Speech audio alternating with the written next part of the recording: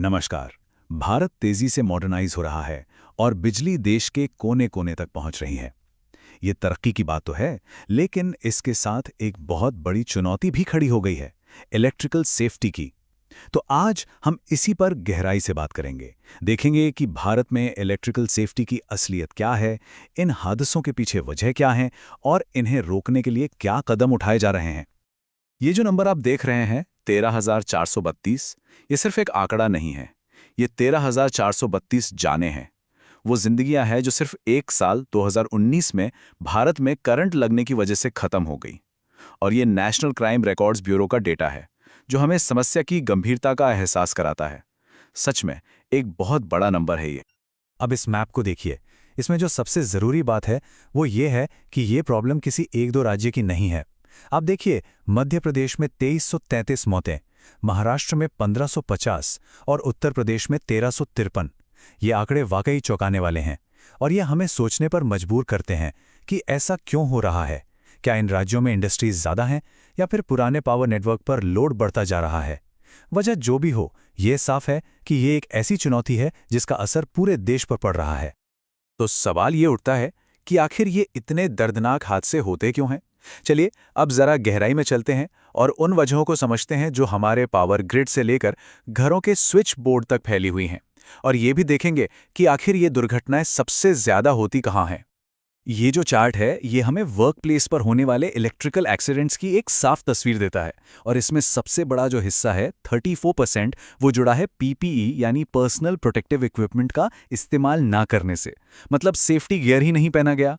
और दूसरा सबसे बड़ा कारण 30%, वो है इनएडिक्वेट सेफ्टी क्लियरेंस। आसान भाषा में कहें तो एक लाइव तार और वर्कर के बीच में जो सेफ दूरी होनी चाहिए वो थी ही नहीं। ये दिखाता है कि कैसे छोटी छोटी बेसिक सेफ्टी रूल्स को नजरअंदाज करना जानलेवा साबित हो सकता है।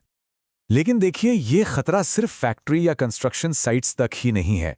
दिल्ली जैसी घनी आबादी वाले शहरों में लगभग 60% आग लगने की वजह बिजली से जुड़ी गड़बड़ियां होती हैं। जरा सोचिए, हमारे घरों और हमारे आसपास के लिए ये कितना बड़ा रिस्क है।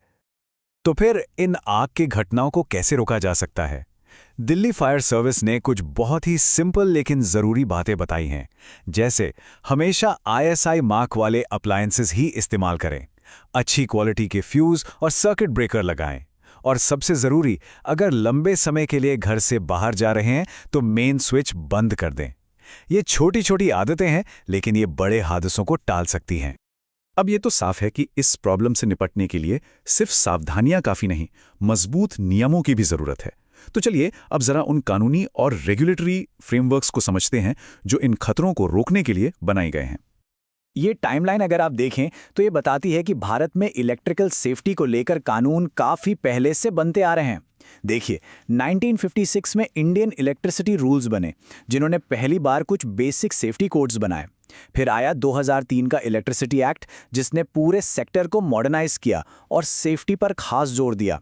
और अब हाल ही में 2023 में आए नए रेगुलेशंस, जो आज की चुनौतियों जैसे सोलर पावर और इलेक्ट्रिक गाड़ियों को ध्यान में रखकर बनाए गए हैं। अच्छा, अब इन कानूनों को लागू कौन करता है?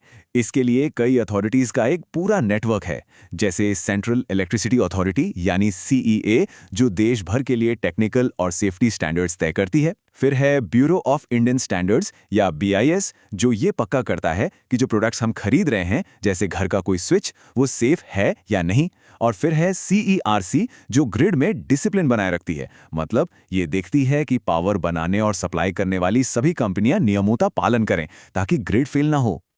देखिए, नियम बनाना तो एक बात है, पर असली चुनौती तो उन्हें जमीन पर लागू करने में आती है। तो चलिए अब उन ठोस कदमों को देखते हैं जो इन नियमों को हकीकत में बदलने के लिए उठाए जा रहे हैं। ये एक बहुत ही डायरेक्ट एक्शन है कंज्यूमर सेफ्टी के लिए। 2025 से हेयर ड्रायर, केटल और टोस्टर जैसी जो आम घरेलू चीजें हैं, उन्हें बेचने से पहले कड़े इंडियन सेफ्टी स्टैंडर्ड्स पर खरा उतरना होगा। ये एक तरह का क्वालिटी कंट्रोल ऑर्डर है। इस कदम से यह सुनिश्चित होगा कि मार्केट में सिर्फ वही प्रोडक्ट्स बिकें जो इस्तेमाल करने के लिए पूरी तरह सेफ हों। अब देखिए, किसी भी इलेक्ट्रिकल सिस्टम को लगाते वक्त एक बार चेक कर लेना काफी नहीं होता। इसीलिए पीरियोडिक इंस्पेक्शन का कॉन्सेप्ट है। इसका मतलब है कि एक तय समय के बाद, जैसे हाई वोल्टेज लाइनों के लिए हर 3 साल और लो वोल्टेज के लिए हर 5 साल में, एक मैंडेटरी सेफ्टी ऑडिट होगा। इससे यह पक्का होता है कि सेफ्टी एक लगातार चलने वाली प्रक्रिया है और सिस्टम समय के साथ भी सुरक्षित बना रहता है। और उन लोगों का क्या जो फील्ड में फ्रंट लाइन पर काम करते हैं, हमारे लाइनमैन और दूसरे वर्कर्स, उनकी सेफ्टी के लिए 3 चीजें सबसे जरूरी हैं। पहला, उन्हें रेगुलर और प्रॉपर सेफ्टी ट्रेनिंग देना। दूसरा, ये पक्का करना कि वो हमेशा एडवांस्ड पीपीई यानी सेफ्टी इक्विपमेंट का इस्तेमाल करें। और तीसरा, जिस पुराने इंफ्रास्ट्रक्चर पर वो काम करते हैं उसे लगातार अपग्रेड करना। अच्छा, इन सब टेक्निकल और रेगुलेटरी बातों के बीच हमें उन लोगों को बिल्कुल नहीं भूलना चाहिए जिनकी वजह से ये सब मुमकिन हो पाता है। टाटा पावर डीडीएल के राजेश बहल की ये बात बहुत अहम है।